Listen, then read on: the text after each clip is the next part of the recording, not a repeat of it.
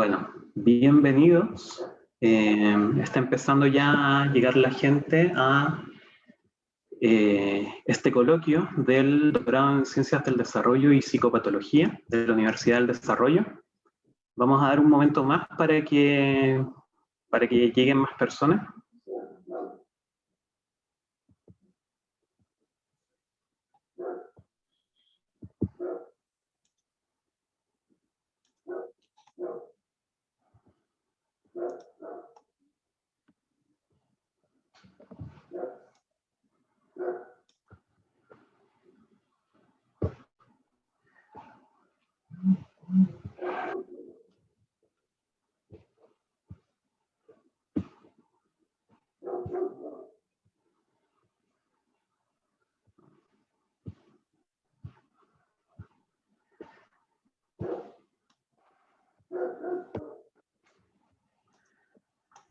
Siguen llegando, pero para hacer honor al tiempo,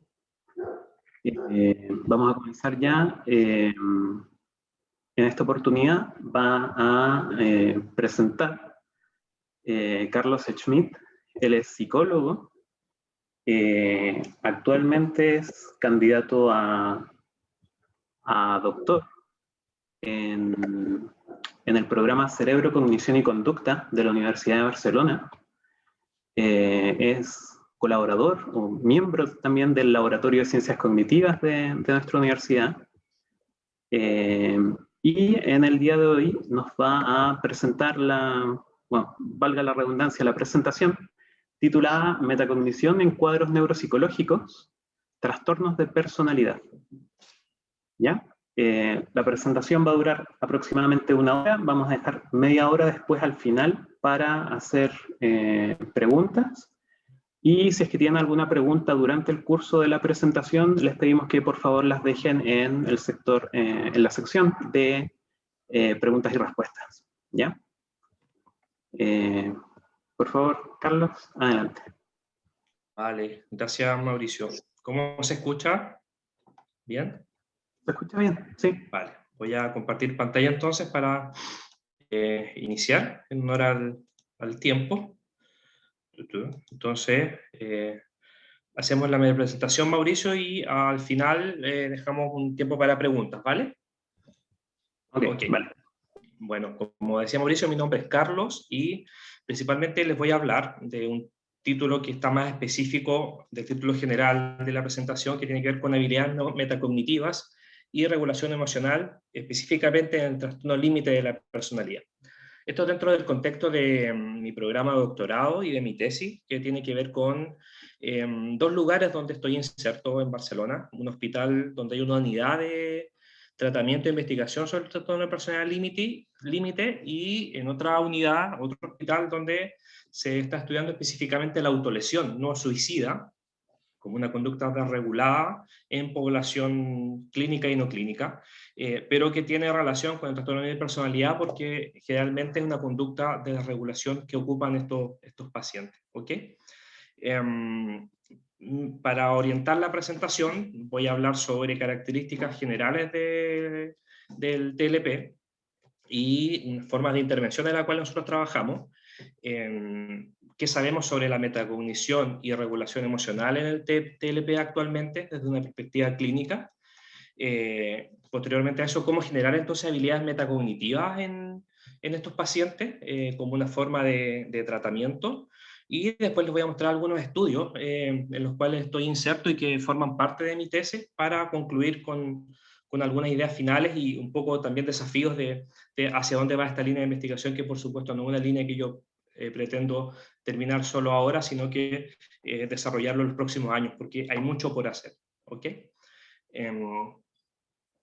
Para contextualizar un poco, entender que el trastorno límite de personalidad lo configuran una serie de criterios clínicos que están especificados en el DSM-5, que son los que ustedes ven en pantalla, y que en general cada uno de ellos, como una forma de entender la base del trastorno, configuran diferentes tipos de desregulación. Por ejemplo, podemos ver que hay una desregulación interpersonal en los primeros 2 criterios, una desregulación del self en el tercer y cuarto criterio, una desregulación conductual en el quinto y sexto criterio, principalmente por características de autolesión o conducta suicida, una desregulación emocional, que es la característica más común, y una desregulación cognitiva que tiene que ver con una ideación paranoide o con una tendencia a la disociación, como una forma de evitación experiencial y de contactar con experiencias difíciles.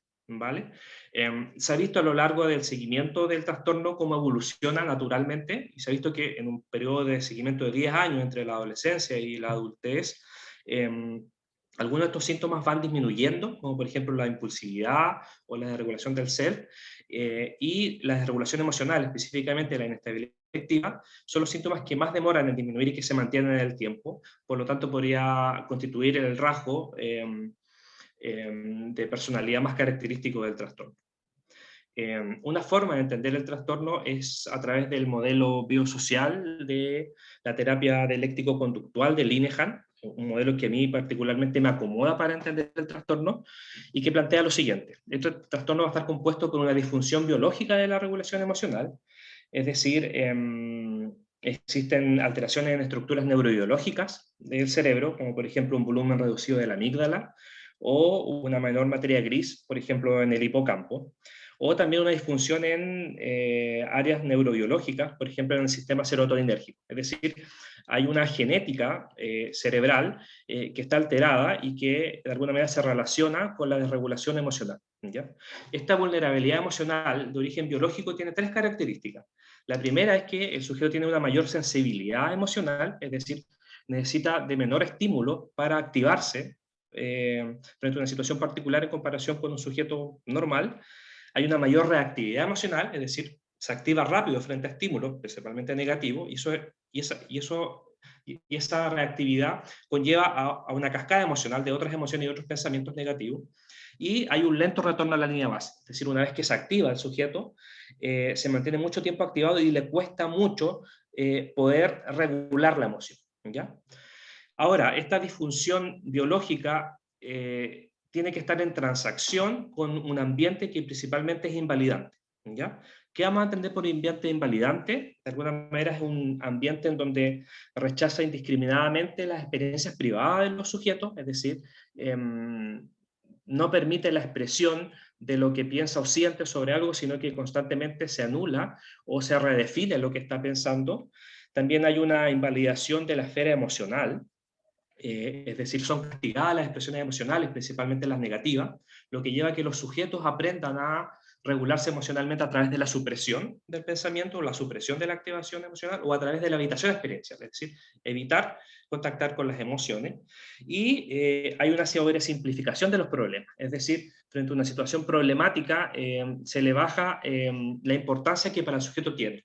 ¿Okay? Entonces, vamos a encontrar que un ambiente invalidante puede estar desde situaciones de mayor vulnerabilidad, como por ejemplo traumas sostenidos en el tiempo, hasta familias en donde hay una forma de comunicación que puede ser invalidante. Por ejemplo, si hay una estudiante que para ella o él es importante que le vaya bien en un examen, y va a dar el examen y reprueba, y por lo tanto llega a casa muy triste por lo que pasó, y por ejemplo el padre reacciona de una manera impulsiva o agresiva, castigando la situación, es decir, ¿cómo te fue a pasar eso? No debieras haber reprobado. Opción 1. O opción 2, el padre puede decir, ¿sabes qué? No te preocupes, no pasa nada. Es un examen. La próxima vez lo puedes hacer mejor.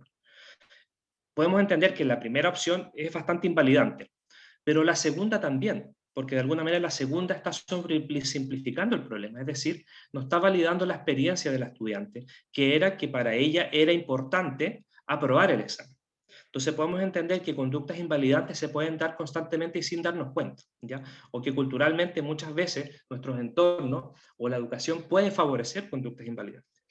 Y por lo tanto el modelo plantea que estos dos componentes, es decir, una vulnerabilidad biológica y un ambiente invalidante, van a configurar una desregulación emocional, que es lo que genera el trastorno límite de personalidad. Es decir, el trastorno límite de personalidad es un trastorno de desregulación emocional, en términos generales. Marshall Linehan crea una terapia con su primer libro en 1993 enfocada al tratamiento del trastorno límite de personalidad. Y incluye elementos en la terapia que son súper relevantes para el tratamiento que no estaban anteriormente. Principalmente, Linehan comenzó a trabajar por ahí por 1970 con pacientes suicidas, pacientes que nadie quería trabajar con ellos por la complejidad, y cuando ella trabajó con ellos se dio cuenta que si trataba de generar estrategias de cambio, principalmente la terapia cognitiva, los pacientes se frustraban porque sentían que no podían cambiar. Por otro lado, se asumía una postura más de trabajar en el vínculo, lo que pasaba es que los pacientes generaban dependencia con el terapeuta y no se orientaban en el cambio. Entonces, Marshall Linehan incluyó una filosofía dialéctica en la terapia, que tiene que ver con la capacidad de poder integrar dos elementos de un mismo problema. Es decir, orientarse en la terapia a que la persona pueda aceptar lo que le pasa, pero también pueda orientarse al cambio. Junto con la dialéctica incluyó elementos del conductismo, por ejemplo, la exposición es bastante usada en la terapia, y elementos del budismo zen, principalmente en la aceptación, ¿ya? Algunos elementos acá tienen que ver con que la evitación del sufrimiento genera más sufrimiento, por lo tanto hay cosas que no podemos evitar, sino que tenemos que aceptar, y que las cosas son tal cual son en este momento, porque tienen causas de las cuales no siempre somos conscientes, pero que explican lo que está ocurriendo. ¿Okay? Entonces estos elementos configuran una forma de intervenir que ha resultado bastante efectiva con los pacientes con trastorno límite de personalidad, y actualmente se ha ido ampliando a pacientes con alta desregulación emocional. La última revisión sobre intervenciones con el trastorno límite de personalidad, que es de la Cochrane Database of Systematic Review, una de las revistas más importantes en revisiones sobre intervenciones en clínica, evaluó el año pasado 75 ensayos con una población bastante grande y comparó diferentes tipos de psicoterapia, entre las cuales resaltaba la terapia conductual dialéctica y el tratamiento basado en la mentalización. Y lo que encontraron principalmente fue que la DBT, voy a hablar de DBT cuando me refiero a la terapia dialéctico-conductual, fue más eficaz en reducir la severidad de los síntomas del TLP, es decir, los síntomas nucleares, y la autolesión, y también en mejorar el funcionamiento psicosocial. Y, por otro lado, la terapia basada en la mentalización fue más eficaz en reducir la autolesión, las tendencias suicidas y la depresión. Y es importante decir que ambas terapias no se compararon entre sí. O sea, ningún estudio comparó ambas terapias, sino que cada una de estas terapias se comparó con otras terapias o con grupos control como lista de espera. ¿Vale? La última revisión que se hizo desde esta revista fue el 2012, y en ese momento las dos terapias que mostraron mayor eficacia fue la terapia conductual dialéctica y la terapia focalizada en la transferencia, ¿ya? Es decir, en dos revisiones, 2012 y 2020, sigue apareciendo la terapia conductual dialéctica con evidencia empírica sobre su efectividad en el tratamiento del trastorno de personalidad límite. ¿Okay? Algunos mecanismos que se han planteado sobre su efectividad de esta terapia tienen que ver principalmente con mecanismos de regulación emocional en el proceso de tratamiento de las personas. Principalmente se ha visto que hay una reducción de la activación de la amígdala o mayor conectividad entre cortezas prefrontales y áreas límbicas como la amígdala o la ínsula. Es decir, pareciera que hay ciertos elementos de la terapia que son habilidades que favorecen la regulación emocional. ¿Okay? Algunos de ellos son la tolerancia al malestar, que les voy a nombrar más adelante. También el mindfulness se incluye como un elemento central dentro de la terapia, y también la validación, la validación como una forma de validar las experiencias del sujeto y de entender que lo que le ocurre es normal y esperable en relación a su historia de vida. Entonces la validación tiene que ver con una relación terapéutica que es bastante explicativa probablemente de estos cambios, porque de alguna manera se le transmite al paciente de manera genuina que puede cambiar, es decir, que puede lograr una vida que pueda ser vivida y que sea digna de vivir. La DBT no solo incluye una intervención individual, sino que Linehan se dio cuenta que entre sesión y sesión estos pacientes se presentaban muchas crisis, por lo tanto se pasaba resolviendo las crisis entre las sesiones. Por lo tanto, generó una intervención basada en habilidades, un entrenamiento grupal de 9 a 12 personas, guiado por un terapeuta y un coterapeuta, donde se le enseña al paciente distintas habilidades de regulación, ¿ya? Y lo dividió en 4 módulos: el módulo de mindfulness, el módulo de tolerancia al malestar, un módulo de regulación emocional y un módulo de efectividad interpersonal. Los dos primeros tienen que ver con estrategias específicas de la aceptación, es decir, de situaciones que para el sujeto tienen alta importancia, pero que no están bajo su control cambiarlas en este momento, por lo tanto hay que trabajar la aceptación. Y los otros dos módulos tienen que ver con el cambio, es decir, de situaciones que son igualmente importantes para el sujeto, pero que están bajo su control cambiarlas, por lo tanto, el foco es la solución del problema. Entonces, la dialéctica de la terapia se enfoca entre estos dos polos, aceptación y cambio. Creo que este es un elemento muy importante porque, de alguna manera, siempre las terapias han ido enfocadas al cambio del sujeto, ¿ya? Y de alguna manera hay situaciones donde nos podemos ver con los pacientes que en este momento es difícil cambiarla, donde pareciera que el foco es la aceptación de ciertas situaciones que no controlan en este momento y que muchas veces es necesario trabajar en la aceptación para poder generar un cambio posteriormente. ¿Okay? ¿Qué sabemos sobre metacognición y regulación emocional en trastorno de personalidad límite?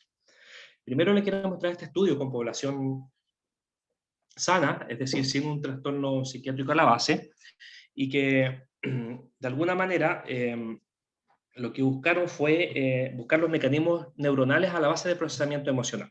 ¿Okay? Ese era el objetivo.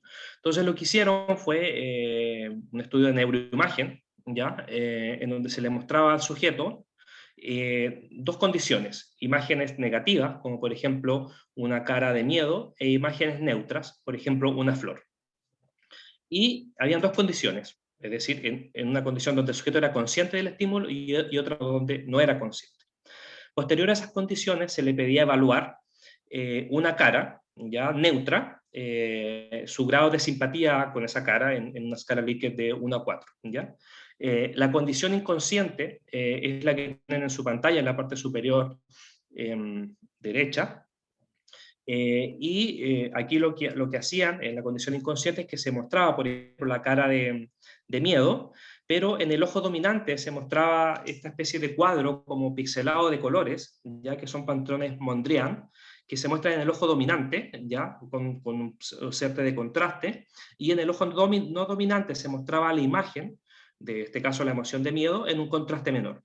Esto genera que el sujeto sea inconsciente a la imagen, en este caso de miedo, por unos segundos, y posteriormente se le pedía evaluar la cara que estaba ahí. El primer resultado fue que los rostros de miedo aumentaron la actividad de la amígdala, independiente de la conciencia del estímulo. Es decir, independientemente si el sujeto era consciente o no del estímulo, la amígdala se activaba como una forma de el cerebro reconocer que había un estímulo importante y sobresaliente y que era esta imagen de miedo, ¿no? Ahora, ese resultado no es novedoso porque ya otros estudios lo han mostrado antes. Pero lo novedoso del estudio es que mostraron que en la condición no consciente, es decir, donde el sujeto no era consciente de la cara de miedo, este estímulo negativo se asoció a un mayor sesgo negativo de la cara neutra posterior que tenían que evaluar. Es decir, los sujetos cuando eran inconscientes del estímulo negativo tendían a evaluar de manera más negativa la cara posterior que era neutra. ¿ya? Los autores hablaban de una coloración afectiva. ¿vale? Entonces, un poco aquí la conclusión es que la conciencia del estímulo sirve como una estrategia de regulación emocional, porque de alguna manera lo que ayuda es a prevenir esta reactividad bottom-up de un estímulo y a contrarrestar o a disminuir este sesgo automático que tenemos sobre ciertos estímulos. Y de alguna manera la conciencia de un estímulo, principalmente negativo, ayuda a la regulación emocional porque permite reducir los sesgos cognitivos naturales que tenemos frente a estímulos que nosotros previamente evaluamos como negativos. Este es en el contexto de personas sanas, sin un trastorno, es decir, todos funcionamos de esta manera y la conciencia es una habilidad fundamental en todo ser humano para contrarrestar este sesgo. Si esto lo llevamos al contexto de trastorno de personalidad límite, donde el sesgo atencional negativo es bastante alto, eso se torna más difícil. ¿ya? Hay una revisión sobre los procesos cognitivos maladaptativos en estos pacientes, bastante interesante, y muestra que en general los pacientes con trastorno límite tienen un sesgo atencional, es decir, tienen una hipervigilancia hacia estímulos que pueden ser amenazantes o negativos para ellos. También muestra una distorsión en el contenido de sus pensamientos o sus creencias, es decir, hay esquemas personales que tienen que ver con historias negativas, por ejemplo, de abandono, o un self que es configurado en relación a un self que es vulnerable o que es merecedor de castigo, por ejemplo. También hay un sesgo de memoria, es decir, la memoria en estos pacientes, en comparación siempre con pacientes normales, está más orientada hacia enfocarse hacia recuerdos negativos. También hay una interpretación y una evaluación sesgada, es decir, estos pacientes, cuando ven estímulos neutros, por ejemplo, tienden a evaluarlo de manera negativa, ¿ya? Son pacientes que si en el WhatsApp reciben un OK como respuesta, se angustian enormemente, porque esa ambigüedad comienzan a rumiar y a evaluarla de forma negativa. ¿Qué me habrá dicho? ¿Estará enojado conmigo? Etcétera, etcétera. Y también hay una supresión del pensamiento, un poco por este modelo de invalidación característico del TLP, donde tienden a la evitación experiencial de su mundo emocional, principalmente cuando es negativo, y una tendencia alta a la rumiación, principalmente una rumiación depresiva, ¿cierto? ¿Por qué a mí? Y una rumiación basada en la rabia, un poco más con una rumiación con ira, ¿ya? Algunos de estos procesos cognitivos son comunes a otros trastornos, por ejemplo, en los trastornos de ansiedad, en depresión, en trastornos de estrés postraumático, pero no es raro que esto sea muy común en el TLP porque de alguna manera estos trastornos tienen comorbilidad con el TLP, es decir, el TLP nunca es puro, siempre va acompañado de otros trastornos. Pero sí se ha visto que el punto 5 y 6, es decir, una supresión del pensamiento y una tendencia alta a la rumiación, es una característica central del trastorno. Por lo tanto, las intervenciones muchas veces van enfocadas idealmente a poder intervenir sobre estos procesos cognitivos maladaptativos. En cuanto a la regulación emocional, a mí me gusta bastante el modelo cascada emocional de Shelby, que plantea que estos pacientes frente a un estímulo emocional, evidentemente tienen una mayor sensibilidad emocional, es decir, le afecta el estímulo, y esa sensibilidad emocional, que puede ser mayor reactividad, o actuar con evitación experiencial, o supresión emocional, va a saltar a comportamientos desregulados, como el consumo de alcohol, como la autolesión, como las conductas suicidas, principalmente porque hay una cascada emocional que lo une, es decir, el sujeto comienza a rumiar, ¿ya? Con pensamiento de catastrofismo, con brooming, que es un tipo de rumiación de por qué esto me pasa a mí, ¿cierto? Como intentar solucionar de manera pasiva los problemas, que llega a una intensidad tan alta, es decir, un nivel de angustia, que el sujeto necesita recurrir a conductas desreguladas como una forma de lograr alivio. Por ejemplo, consumir alcohol o cortarme en el brazo. Y la conducta desregulada en este caso tiene una función de alivio, ¿ya? Que va reforzando negativamente la misma conducta, es decir, es probable que se repita en el tiempo porque genera alivio, y lo que configura una mayor sensibilidad o vulnerabilidad emocional, por lo tanto el paciente siempre está en este bucle de la cascada emocional. Específicamente a los déficits de metacognición, hay una revisión del año pasado de algunos estudios de autorreporte que evaluaban metacognición en los pacientes límite y plantearon que los déficits eran específicos a la integración de la información, es decir, poder integrar mi self en relación con otros, una diferenciación, es decir, poder entender que mi self o mis creencias no necesariamente son como es la realidad, ¿ya? Y una capacidad de mastery que tiene que ver con poder manejar estas representaciones mentales. Y esta revisión planteaba que estaba mantenida la habilidad de monitoreo en estos pacientes, ¿ya? Hay algunos déficits en este estudio porque lo primero es que la concepción que ellos tienen de metacognición es un poco también desde la perspectiva de Fonagy, que está relacionada con la mentalización, ¿ya? Ellos no distinguen entre metacognición y mentalización. Puede haber una discusión al respecto, pero esa es la visión de ellos. Y por otro lado, me parece que el monitoreo de habilidades cognitivas sí debiera estar alterado en pacientes con TLP, y si no está alterado, al menos cuando entran en este bucle emocional, es decir, cuando hay mayor reactividad emocional, evidentemente que este monitoreo metacognitivo sí va a estar alterado. Por lo tanto, eso es una hipótesis que hay que probar y que también es parte de uno de mis proyectos de investigación. Este otro estudio que evaluó funciones ejecutivas en los pacientes TLP, y se les pidió a los pacientes y a sus familiares cercanos que evaluaran una serie de funciones ejecutivas relacionadas con la regulación comportamental y con la metacognición. Y lo primero que se observó fue que, bueno, evidentemente, como se esperaba, los pacientes con TLP tenían mayor déficit en funciones ejecutivas, ¿ya? Que pacientes control, es decir, pacientes normales, principalmente en el automonitoreo, en la memoria de trabajo, en la capacidad de organizar un día a día, en el monitorear ciertas tareas de lo que tengo que hacer en el día a día. Y lo interesante es que, además, estos pacientes mostraron un sesgo en su propia evaluación de funciones ejecutivas. Es decir, se evaluaban mucho peor que sus familiares cercanos, ¿ya? Lo interesante es que este sesgo no se extrapoló a otras áreas como la personalidad. por ejemplo, cuando se le pidió que evalúen sus rasgos de personalidad, no mostraron diferencia entre ellos y sus familiares. Ya solo hubo una diferencia en los TLP en la estabilidad emocional, que el polo de la estabilidad emocional es el neuroticismo, y por lo tanto ellos se evaluaban con mucha menor estabilidad que sus propios familiares. Lo que también igual puede ser coherente que muchas veces los familiares no logran comprender del todo la angustia emocional que un TLP puede tener a la base. ¿Ok? Entonces, de alguna manera, esto presenta o da luces de un sesgo metacognitivo en los pacientes de TLP, pero es algo que hay que evaluar idealmente con medidas comportamentales porque no queda claro si efectivamente este sesgo es un sesgo de primer orden o un sesgo de segundo orden, es decir, es una alteración en la capacidad metacognitiva, ¿ya? Es decir, en la capacidad no solo del conocimiento de sus propios procesos, sino que en el monitoreo mental de sus pensamientos y emociones, por ejemplo.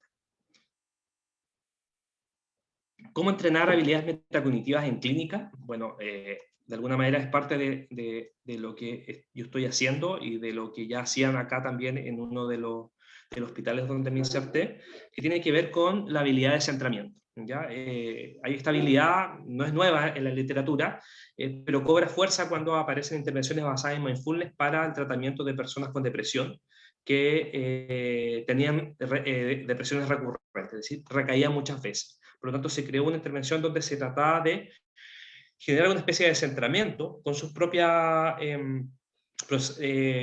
su autoprocesamiento emocional, porque estos pacientes, si bien se dejaban de deprimir, seguían teniendo una forma de procesar la información de manera rumiativa que facilitara que volvieran a recreer. Entonces, el descentramiento tiene que ver con la capacidad de observar mis pensamientos y sentimientos de una manera no apegada, es decir, como eventos mentales que son transitorios y que no son definitorios de mí o del ser. ¿Ya? Puede tener una similitud conceptual con la reevaluación, la técnica estándar oro de la terapia cognitiva, pero es diferente, porque en la reevaluación yo busco cambiar un pensamiento que previamente identificamos que es erróneo, ¿cierto? Que no representa, no se ajusta a la realidad. En cambio acá lo que buscamos es que el sujeto tome distancia de su experiencia emocional, sus pensamientos y emociones, y que no la intente cambiar, y que por el simple hecho de observar y entender que son emociones o pensamientos transitorios que aparecen y desaparecen, eso ya por sí mismo genera un proceso de regulación. A la base del centramiento, evidentemente que hay toda una filosofía budista de entender que el ser no es estático y que es cambiante en el tiempo. El modelo de centramiento que actualmente usamos en el laboratorio es entender que lo componen tres elementos. Una capacidad de metaconciencia, es decir, poder mirar cómo estoy pensando ahora, que es metacognición pura. Posteriormente, una capacidad de desidentificarme de experiencia, es decir, ver con distancia mis pensamientos y emociones, sean estos positivos, negativos o neutros, y que estas dos habilidades generan una reactividad reducida. Es decir, como estoy observando de manera no reactiva mi pensamiento, eso hace que no genere la cascada emocional y por lo tanto pueda regular de mejor manera la emoción o el pensamiento. Es decir, no me apego a él, pero tampoco trato de evitarlo, ¿ya? Desde una perspectiva ecuánime. Cuando evaluamos esto a través de la meditación, el objetivo es que, por ejemplo, la capacidad de meta-awareness exprese lo siguiente. Fui capaz, después de una meditación, fui capaz de ver mis pensamientos y emociones, mis sensaciones pasar como hojas flotando en un arroyo. O también cuando evaluamos la desidentificación de la experiencia interna, que el sujeto sea capaz de experimentarse a sí mismo como distinto de sus pensamientos y emociones cambiantes, y la reactividad emocional, la baja reactividad emocional medida a través de ser capaz de dar un paso atrás y ser consciente de los pensamientos, emociones y sensaciones angustiosas sin ser dominados por ellos, ¿vale? Lo central de esto es la capacidad de metaconciencia o meta-awareness, que va a facilitar desidentificar mi experiencia y reducir la reactividad. Otra forma de entenderlo es fusión versus difusión cognitiva. Por ejemplo, la terapia de ACT, terapia de aceptación y compromiso, plantea que los sujetos, generalmente con sintomatología, por ejemplo la depresión, el problema es que la mantención de los síntomas que están fusionados con sus pensamientos. Es decir, ellos o ellas creen que sus pensamientos son verdad y son un reflejo fiel de la realidad. Y por lo tanto la difusión es entender que no todos los pensamientos son verdad, ni no todos los pensamientos reflejan cómo yo soy. ¿Okay? Fusión versus difusión. Una forma de entender esta perspectiva de centramiento es con el siguiente ejemplo.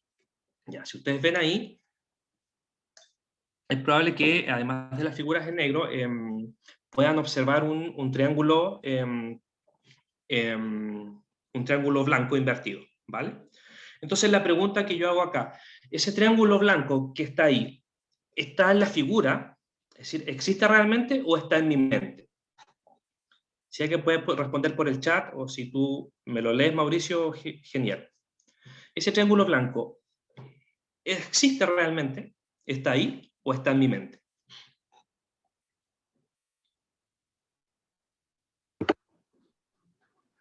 En general, la opinión es que está en la mente. Vale. No necesariamente existe. Vale. Si seguimos esa línea, ya, porque de alguna manera lo que se ha hecho acá es sacar ciertas partes de las figuras, por lo tanto, por un contraste de figura y fondo, yo tiendo a ver el triángulo blanco. De hecho, la coloración del triángulo blanco es la misma del resto de la diapositiva, ¿ya? Pero mi cerebro hace como que fueran un blanco distinto. No, es el mismo. Entonces, efectivamente, el triángulo no está ahí, yo lo puedo ver, ¿vale? Y lo mismo ocurre con los sesgos, ¿ya? El tema es que no porque yo me dé cuenta que el triángulo no está ahí, no lo dejo de ver, ¿ya? Es decir, aun cuando yo me doy cuenta que el triángulo no está ahí, yo lo sigo viendo. ¿Por qué? Porque hay un determinismo estructural, es decir, tengo una estructura que sigue viendo el triángulo, ¿ok?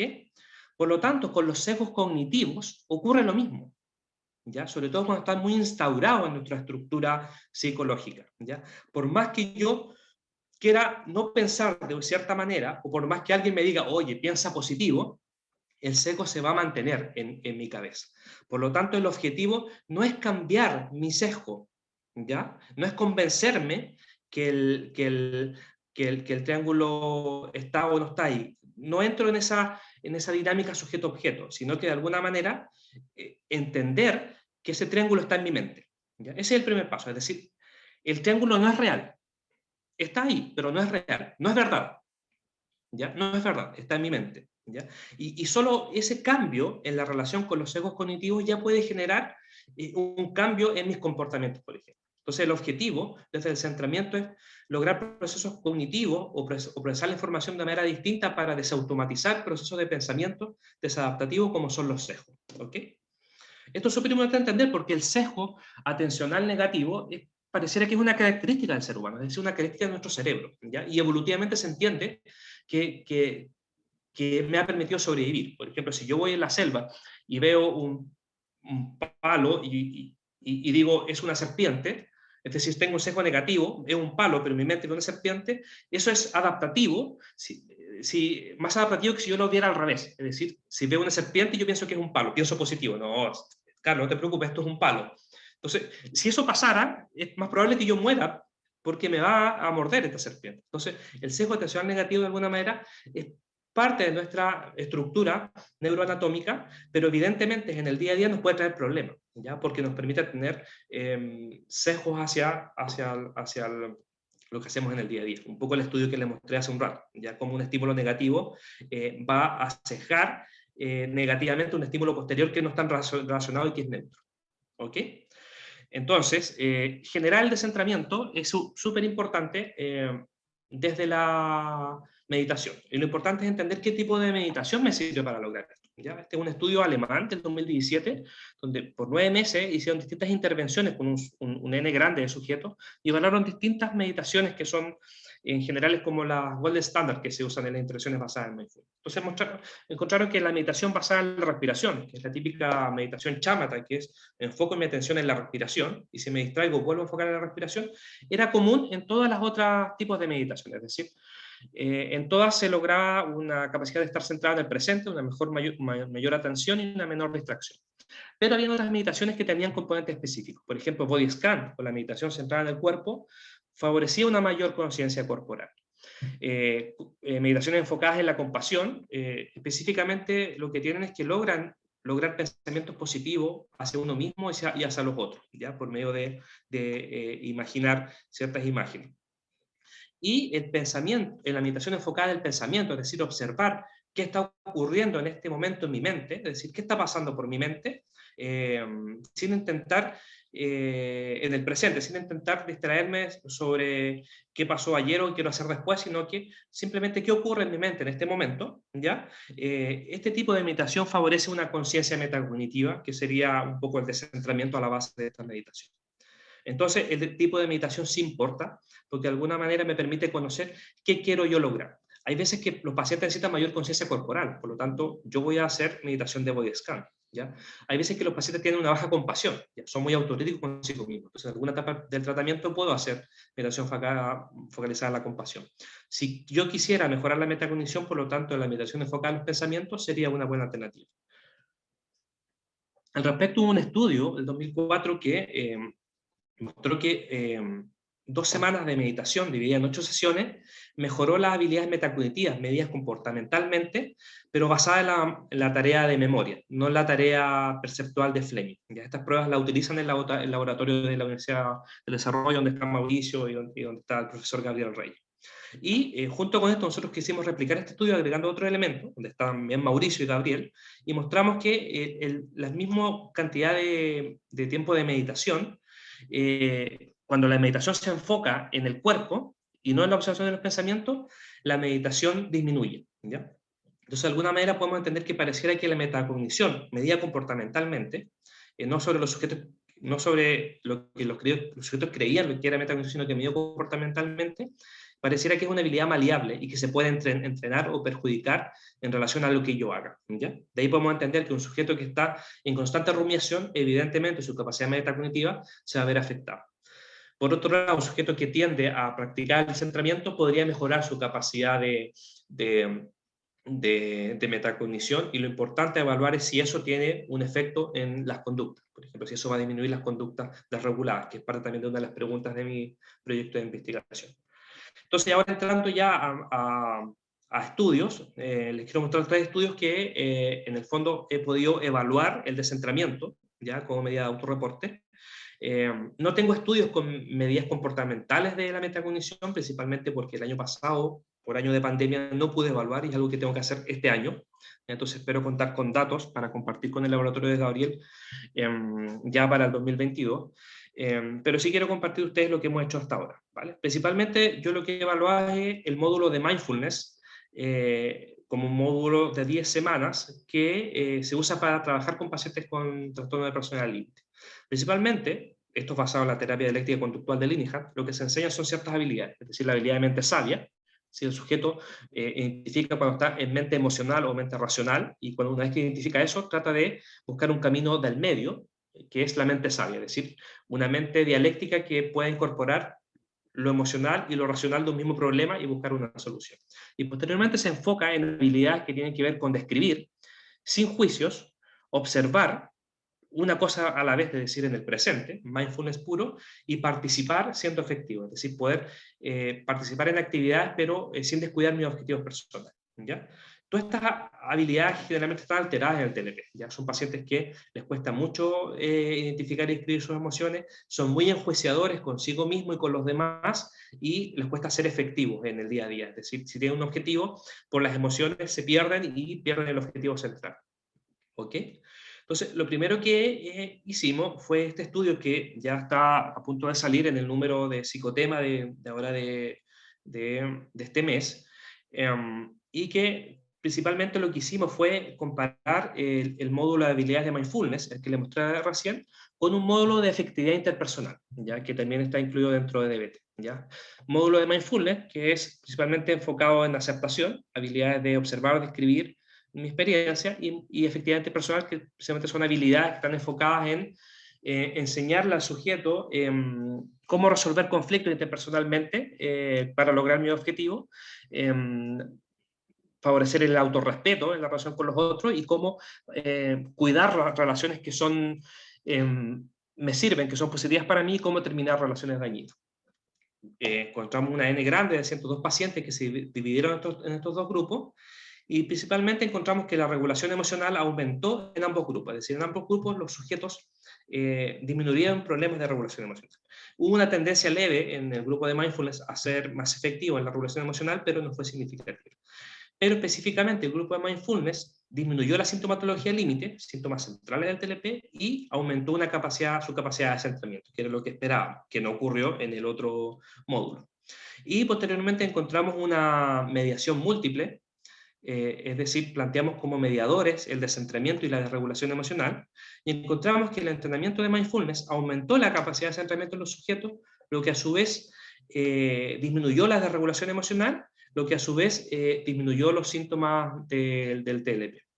Cuando invertimos los mediadores, es decir, colocamos primero desregulación emocional y después decentering, esta mediación en serie no resultó, ¿ya? Eso es positivo porque quiere decir que de alguna manera la relación entre descentramiento y regulación emocional es unidireccional. Es decir, yo al generar esta capacidad de centramiento es una forma de regulación emocional que es efectiva para disminuir síntomas claves del TLP, como por ejemplo la ira o los síntomas de vacío. Un segundo estudio en el cual tuve la oportunidad de participar y quiero mostrarlo porque dentro de esta gran muestra sacaron un subgrupo de sujetos y lo que se buscó acá fue evaluar en la intervención de mindfulness cuáles eran los mecanismos neuronales a la base de una intervención basada en mindfulness con pacientes con TLP. Y aquí principalmente se evalúa a los sujetos con neuroimagen funcional en estado de reposo al inicio de la terapia y después de la terapia, después de las 10 semanas. Entonces lo que encontramos es que principalmente aquí se enfocó en evaluar la red de saliencia, específicamente se enfocó en un área de interés que era la ínsula anterior derecha y su conectividad funcional con las otras áreas de la red de saliencia. Y se encontró que todo el grupo a la base tenían a mayor desregulación emocional, tenían una menor conectividad de esa área, ¿ya? Y por otro lado, ciertas habilidades de mindfulness, como no reaccionar a la experiencia o no juzgar mi experiencia interna, correlacionada de manera inversa con la conectividad funcional de la área de saliencia, ¿ok?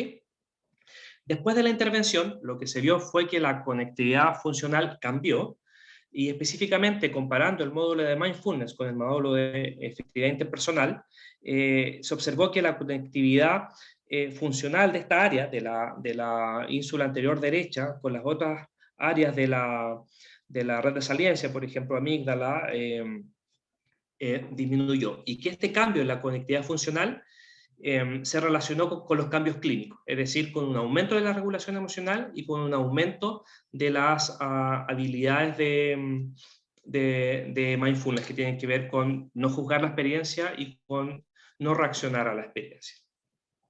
Ok. Otro estudio que está en proceso y que de alguna manera era continuar con el anterior, decir, ok, ya sabemos que el descentramiento es un mecanismo de cambio que explica la mejora de los pacientes TLP después de un entrenamiento de mindfulness. Lo que quisimos observar, ok, pero ¿qué pasa si comparamos el descentramiento con otras habilidades similares? ¿Ya? ¿Sigue siendo tan potente o en el fondo hay otras habilidades que son mejor predictoras del cambio en el tiempo en los pacientes TLP? Entonces lo que hicimos es el mismo intervención de mindfulness, donde se enseñaba a observar, describir y participar sin juicio, y además se agregaron habilidades de aceptación por 10 semanas.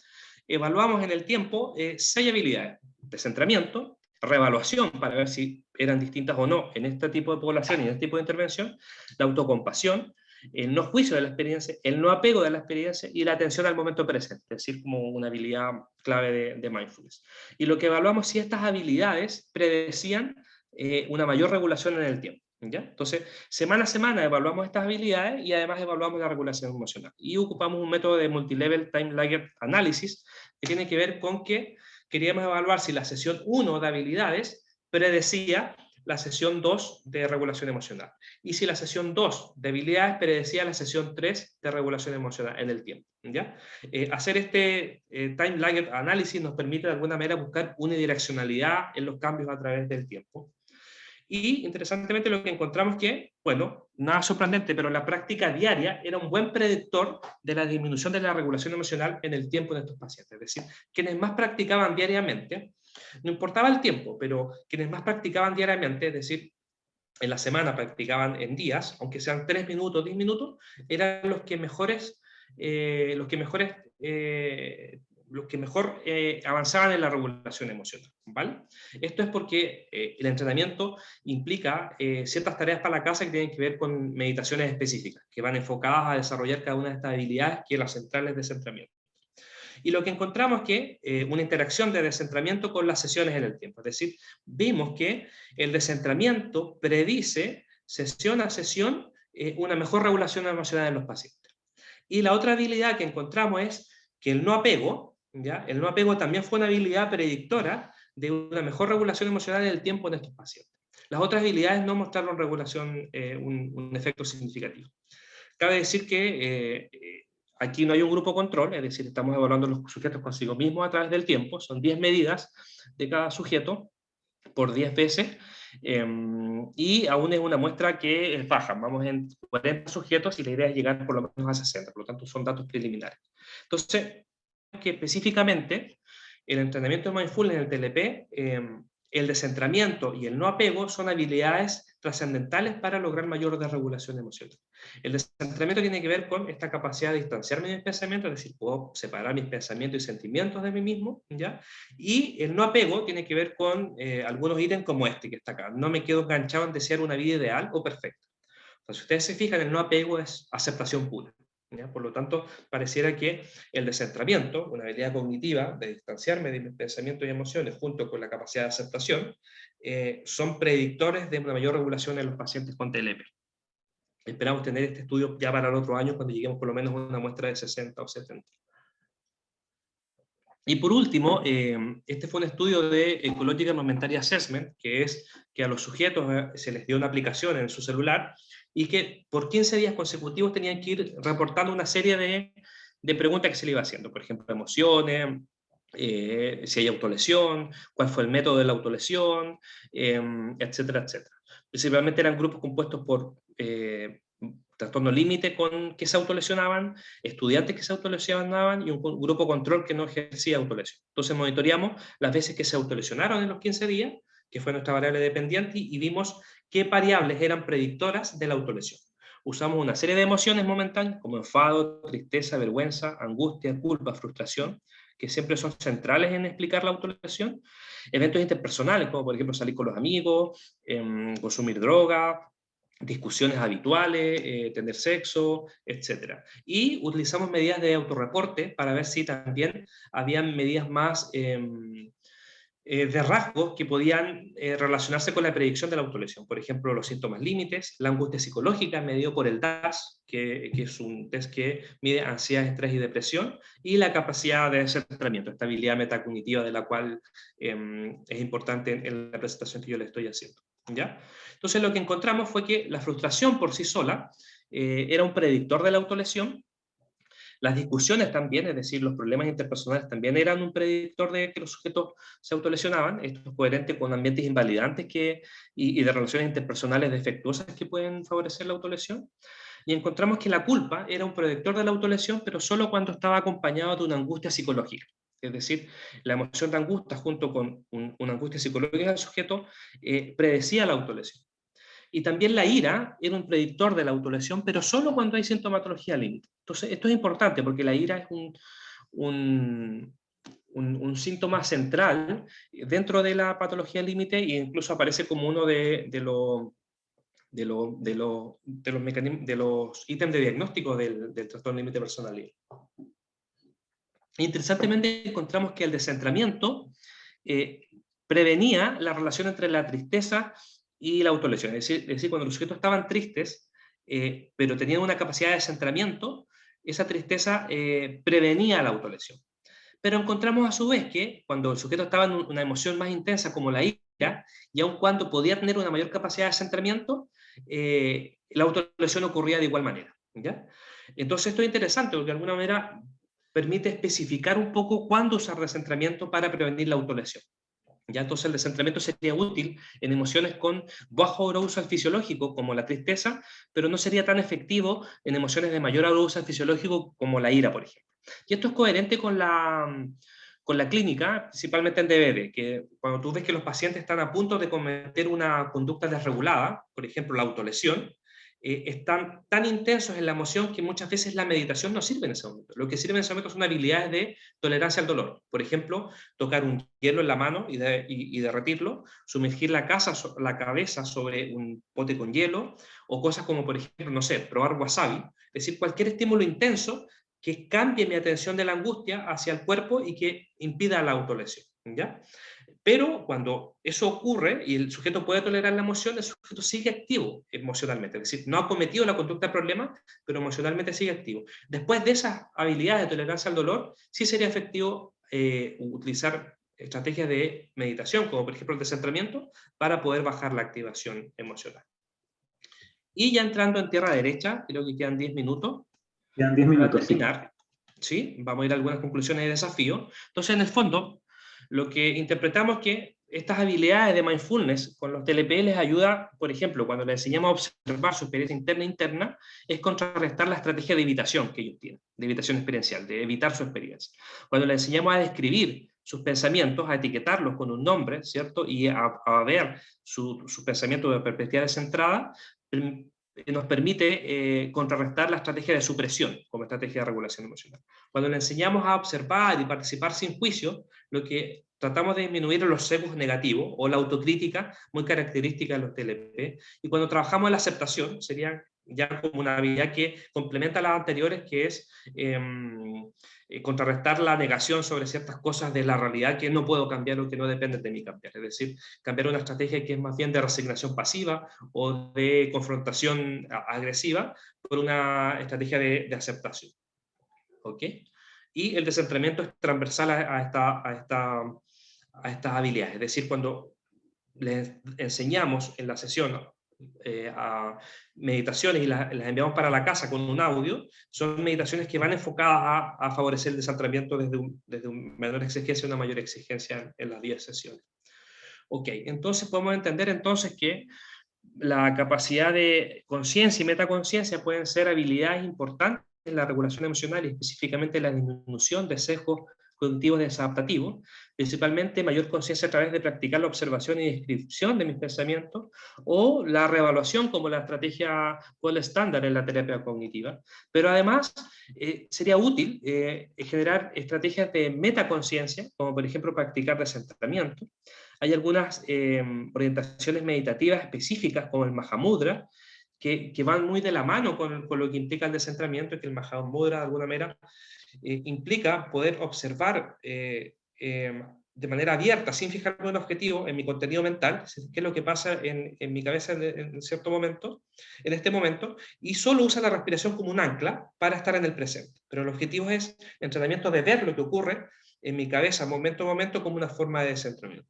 Y también podemos generar esta metaconciencia a través de estrategias específicas de evitar la fusión cognitiva, es decir, cuestionar en los sujetos de hacer comprobación de los hechos, por ejemplo. Es decir, el pensamiento que yo tengo en este momento sobre este evento puntual, ¿se ajusta a los hechos? Es decir, ¿mi pensamiento es real o no es tan real? Ya como el triángulo blanco. Y después yo puedo decir, bueno, a lo mejor sí se ajusta, sí, yo creo que es así. Pero una segunda pregunta es, bueno, ¿pero es efectivo actuar en base a este pensamiento?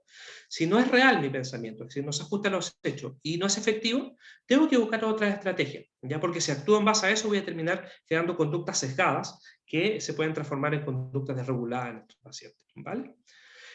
Una forma de procesar la información ya tiene que ver con, por ejemplo, cambiar el procesamiento autorreferencial negativo común al TLP y a muchos trastornos, como la depresión y la ansiedad, caracterizado por el autocriticismo, es decir, mucha crítica hacia sí mismo, RUM, caracterizado por la rumia, típico de la depresión, de la preocupación, típico de la ansiedad, por un proceso de descentramiento más metacognitivo. Por ejemplo, generar esta separación con mis pensamientos, de desidentificarme de mis pensamientos y generar una menor reactividad, ¿ya? Entonces, eso implica que yo puedo enseñarle al sujeto a, cuando aparece una emoción negativa, un pensamiento, por ejemplo, soy un fracaso o estoy triste, que pueda cambiar la relación con esa experiencia como a través de identificar. Por ejemplo, soy un fracaso, un pensamiento que estoy teniendo en este momento, o estoy teniendo un pensamiento de tristeza. Ya, si yo me entreno en ese momento a etiquetar de esa manera, ya estoy generando esta distancia en tercera persona con mi propio mundo emocional.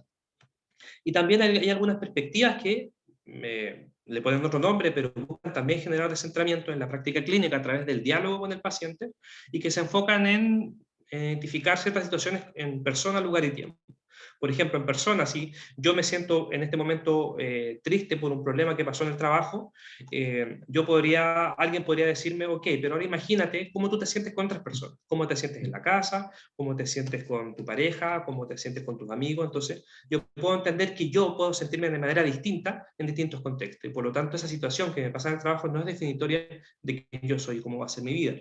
O también en los lugares, yo puedo decir, por ejemplo, cómo me siento aquí en este momento, es decir, en el trabajo tengo un conflicto que me tiene agobiado, pero puedo hacer descentramiento a través de cómo me siento en otros lugares. Pero cuando estoy en casa, estoy bien. Cuando voy a la playa, me logro relajar. ¿Ya? O sea, es decir, también mi yo es contexto dependiente en ese sentido. O también en el tiempo. Es decir, ahora yo estoy viviendo un duelo y me siento muy triste, y es normal y esperable que me sienta de esa manera, pero si yo me proyecto a 2 años más o a 3 años más, ¿cómo me imagino que yo estoy o voy a estar? ¿Ya? También sería una forma en el diálogo de generar descentramiento. Aun cuando para mí la forma más efectiva de generar esta metaconciencia sería a través de la meditación, sería el mejor método. Y mensaje para la casa, ya para ir cerrando, Mauricio, es súper importante estudiar la metacognición en clínica y cómo interacciona con la regulación emocional y evaluar su efecto en el control de comportamientos disfuncionales. Mi teoría es que, de alguna manera, cuando los sujetos saltan de ciertas emociones intensas a conductas disfuncionales es porque hay una alteración de segundo orden que es la metacognición. Y por lo tanto, es importante incluir medidas comportamentales como usan en el laboratorio donde está Mauricio y el profesor Gabriel Reyes para evidenciar esta hipótesis que yo les estoy planteando.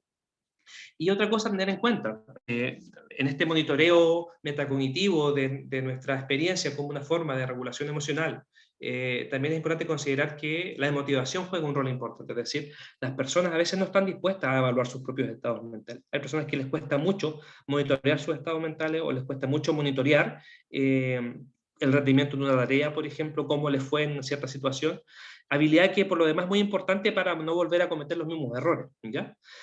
También hay experiencias que son difíciles de monitorear, hay experiencias ambiguas, por ejemplo, experiencias que no son verbales, que dificulta representarlas en nuestra cabeza. Por lo tanto, no todas las experiencias son fáciles de monitorear, y también podría haber una asociación a ciertos rasgos y diferencias individuales en donde este monitoreo cognitivo, metacognitivo, podría ser, por ejemplo, más utilizado en personas con apertura a la experiencia, y evidentemente menos utilizado con personas con mayor neuroticismo. Ok. Entonces, ya dado estos mensajes, gracias por la atención, si usted estuvo consciente, gracias por su metacognición, si fue monitoreando su aprendizaje, y no pasa nada si en algún momento estuvo distraído, es decir, en mind wandering o piloto automático, que es lo contrario a mindfulness. Mauricio, espero no haberme pasado en el tiempo. Estamos súper con el tiempo. Vale. Sí. Vale, saqué la presentación y dime tú qué viene ahora. Bueno, ahora, si es que alguno de los invitados, los participantes, tiene alguna pregunta, las esperamos en la sesión de preguntas y respuestas. De momento vamos viendo algunos comentarios, estuvo buenísimo, estuvo buena presentación.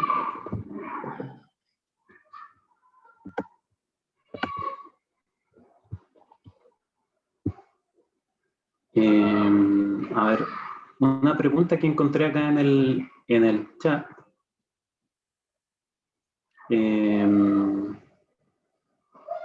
Dice, bueno, lo primero, si existe la posibilidad de compartir algunos de los estudios que mencionaste durante la presentación. Con respecto a, también preguntan por la grabación de la charla, ¿eso va a estar disponible en algunos días más en la página de la universidad? Vale. En las diapositivas ustedes pueden ver si está disponible la charla. Yo puse el autor principal y la revista, pero también puedo colocar mi mail acá, Mauricio, y si alguien la necesita, específicamente me pide y yo le envío ese estudio, ¿vale? No sé dónde puedo poner mi mail, en el chat. En el chat, yo creo, sí. Sí, porque varias preguntas son referentes a si es que hay alguna recomendación de bibliografía. Vale.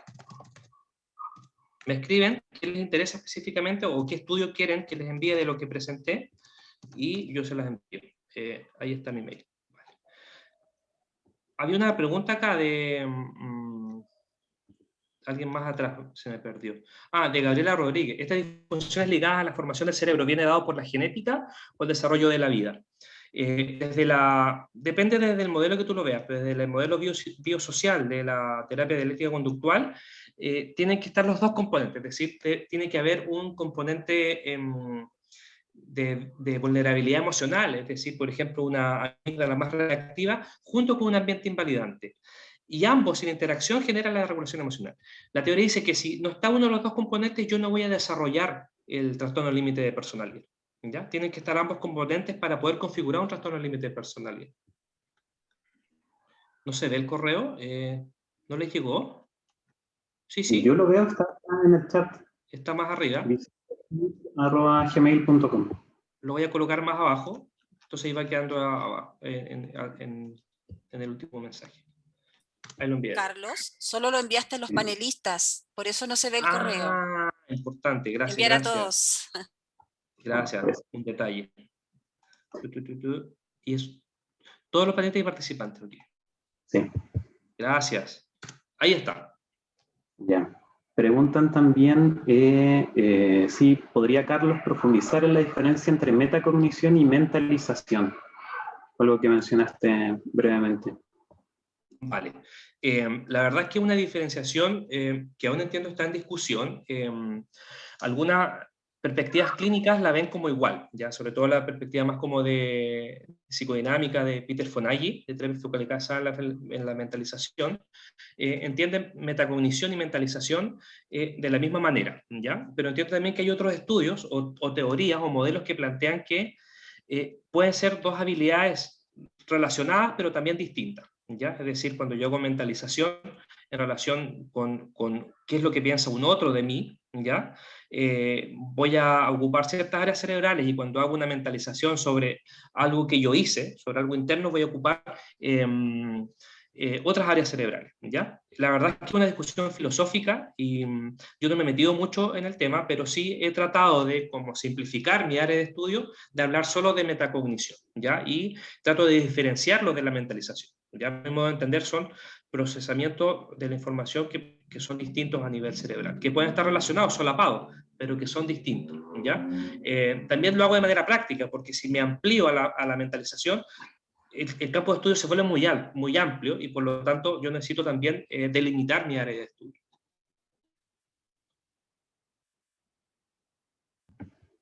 Perfecto.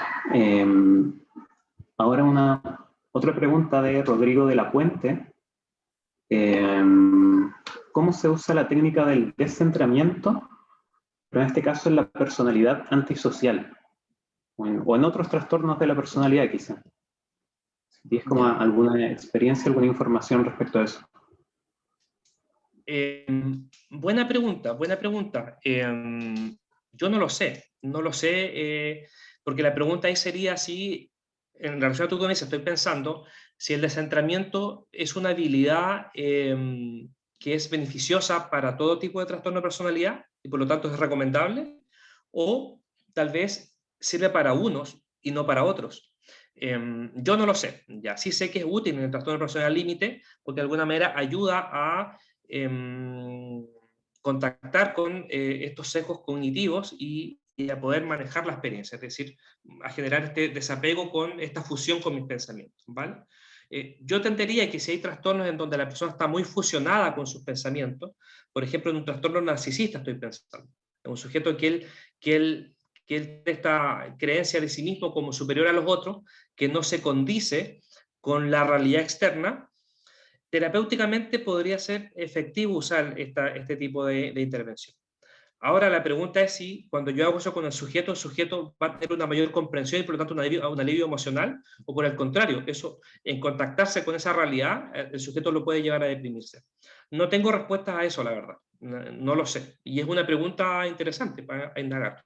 Tampoco he encontrado estudios que trabajen el descentramiento como una habilidad metacognitiva en otros trastornos de personalidad que no sean el trastorno límite de personalidad. Sí es bastante útil en depresión, ¿ya? En en terapias basadas en mindfulness que se enfocan en personas que se deprimen y tienen muchas recaídas en el tiempo, el mecanismo de cambio que se ha visto para no tener más recaídas es tener esta capacidad de descentramiento, es decir, distanciarme de este procesamiento autorreferencial que generalmente es negativo, y entender que el que aparezca un pensamiento de autocrítica no significa que yo sea así.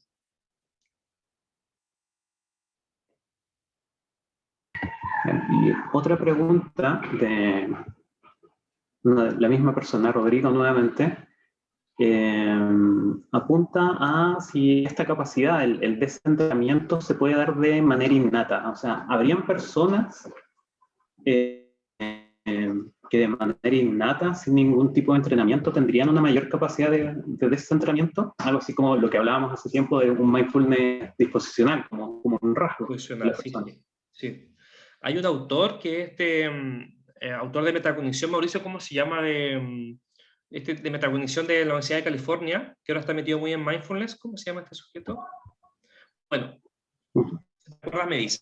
Lo que él plantea es que habría ciertos rasgos, como la apertura a la experiencia, sujetos con apertura a la experiencia, que tendrían esta mayor disposición a contactar con la experiencia de una manera más desapegada. En esos rasgos, y sería menos disposicional en sujetos neuróticos, ¿ya? Eso es más obvio, pero sí me pareció interesante pensar en que me parece coherente que sujetos con apertura a la experiencia como rasgo de personalidad, esta habilidad pueda estar más fácilmente dada, ¿ya? Lo que se ha visto es que el descentramiento correlaciona muy fuertemente con otras habilidades como la aceptación y como el no apego, y como la no reactividad, ¿ya? Son distintos constructos que son muy similares entre sí.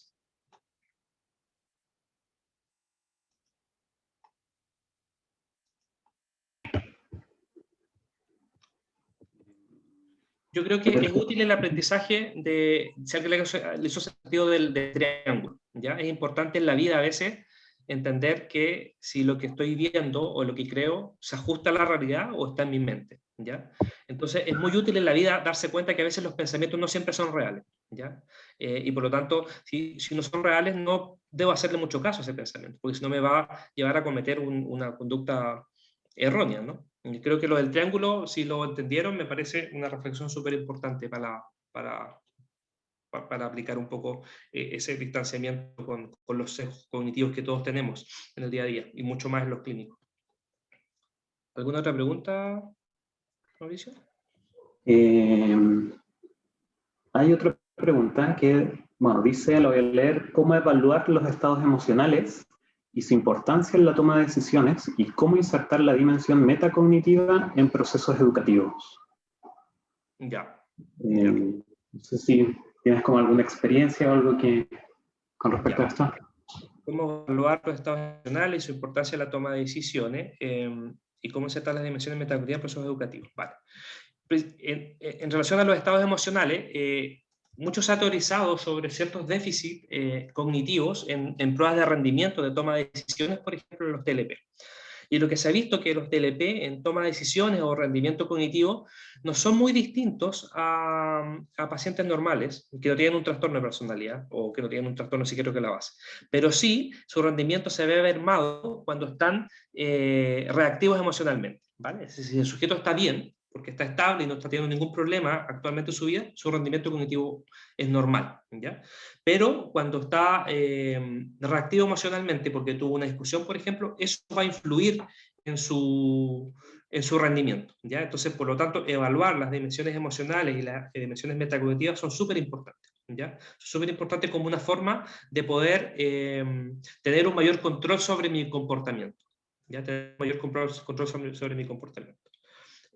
Por ejemplo, si yo cometo un error, como los errores de la vida, es importante evaluar qué pasó en esa situación, ¿ya? ¿Qué me ocurrió? ¿Cuáles son los factores que explican lo que ocurrió? Como una forma de poder regular mi comportamiento en el futuro, ¿ya? Entonces, evaluar estados emocionales y evaluar metacognición es una forma de tener información de cómo regular mi comportamiento. Esto llevado a la educación, la verdad es que ahí Mauricio te podría responder más que yo, pero en el ámbito educativo es súper importante la habilidad metacognitiva, ¿ya? Como una forma de evaluar mi rendimiento, ¿ya? Y cuáles fueron los factores que afectaron mi rendimiento, son súper importantes para yo tener un mejor rendimiento en el futuro, ¿ya? Pensemos si yo tengo una prueba en la cual yo di un examen y me preguntan, ¿cómo te fue, Carlos? Y digo, sabes que me fue súper bien, de 6,5 para arriba. Y resulta que después, como nota, obtengo un 4,5. Entonces, evidentemente, hay una distancia entre lo que yo creo sobre mi rendimiento y el rendimiento objetivo. Por lo tanto, es importante evaluar qué pasó en la realidad con que yo creía que me iba a ir mejor de lo que realmente me fue. Por ejemplo, estudié en menos cantidad de lo que yo pensaba, o profundicé en ciertos contenidos porque creí que era más importante y descuidé otros que realmente sí era más importante que los que yo elegí. Es decir, todos esos procesos de autoevaluación tienen que ver con el monitoreo mental, son necesarios para una mejor performance en el futuro, en educación. Eso es súper importante de hacer.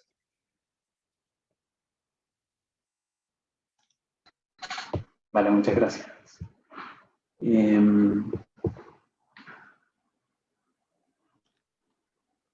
Bueno, no hay muchas preguntas, la verdad. De las últimas que van quedando es con respecto al estudio que mencionaste, en el que estabas trabajando, si tiene como fecha para publicación. ¿Cuándo lo vamos a poder ver? El estudio de psicotema, que muestra que en el fondo el mecanismo de cambio en la intervención basada en mindfulness con pacientes con TLP aparece ahora en julio en la revista de psicotema. ¿Ya? Esta es una revista open access, por lo tanto es gratis acceder al estudio y debiera aparecer dentro de este mes. ¿Vale? Yo ya tengo la escalera del estudio, que es decir que lo estamos revisando la información para la publicación, por lo tanto dentro de la quincena de este mes debiera estar publicado. Vale.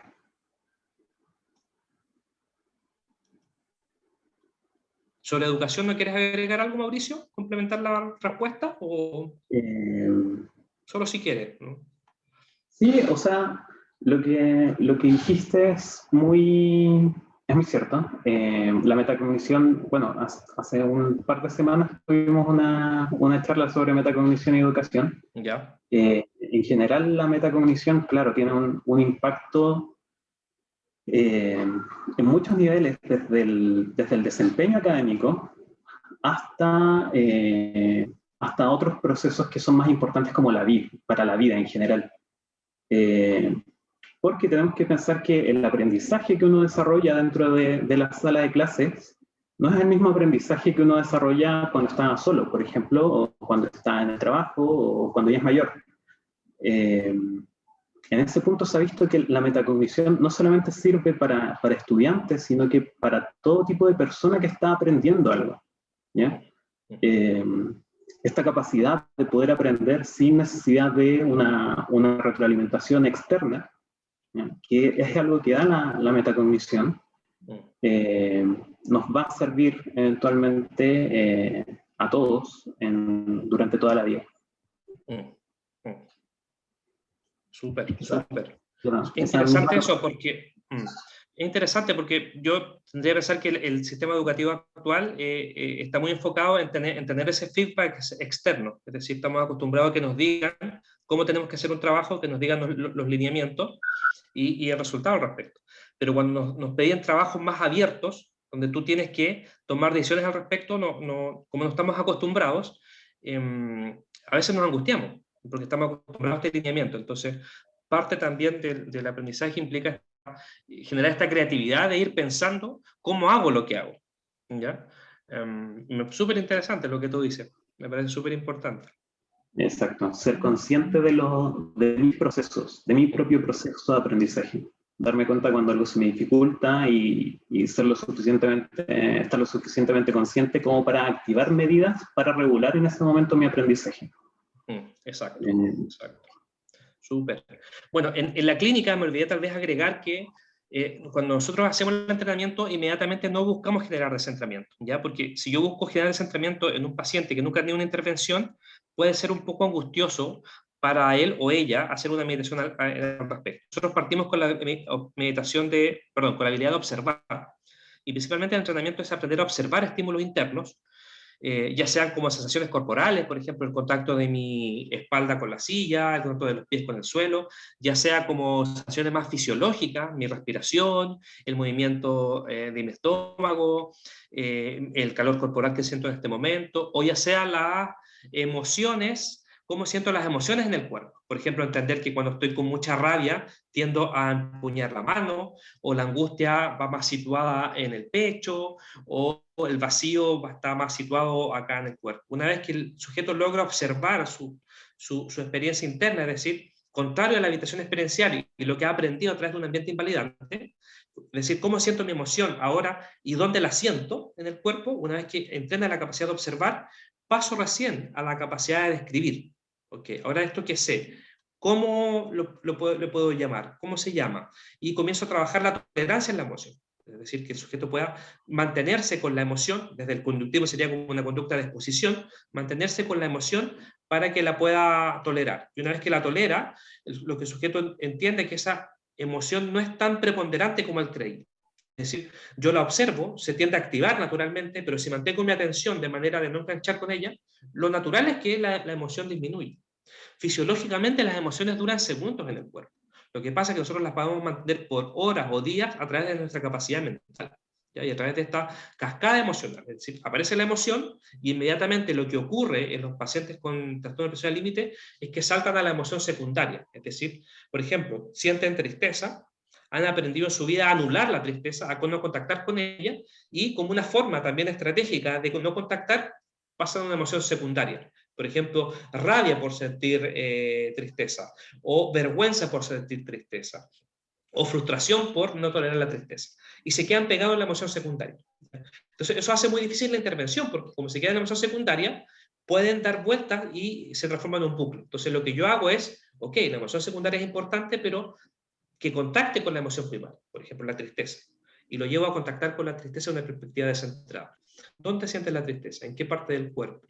¿Cómo es esa tristeza? Entonces son procesos que en las 10 sesiones evidentemente van en aumento y que el descentramiento se exige cada vez en las últimas sesiones hasta finalizar con la aceptación, esa aceptación, que es una forma también para aceptar, debo tener un descentramiento con mi experiencia interna.